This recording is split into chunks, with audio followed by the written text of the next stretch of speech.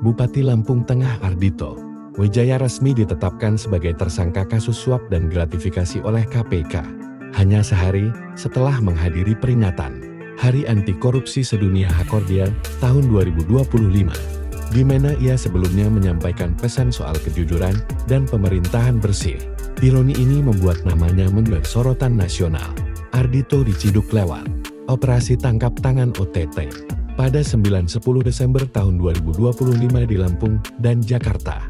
KPK mengungkap Ardhito menerima total 5,75 miliar rupiah, terdiri dari fee proyek 5,25 miliar dari rekanan dan 500 juta rupiah dari pengondisian tender alat kesehatan.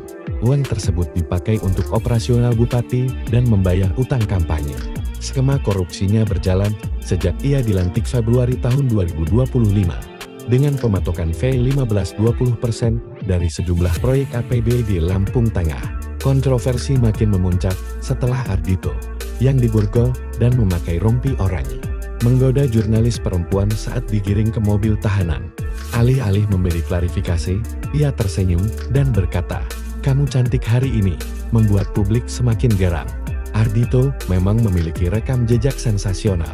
Pernah dihukum membersihkan fasilitas umum karena melanggar prokes pada tahun 2021, tertidur saat rapat Baleknas pada Juli tahun 2025, dan kini ditangkap sebagai tersangka korupsi tak lama setelah berbicara lantang soal anti korupsi di Hakordia. Kasus ini dianggap publik sebagai ironi terbesar Hakordia tahun 2025, di mana pejabat yang menyerukan integritas justru terbukti menjual jabatan dan proyek untuk keuntungan pribadi.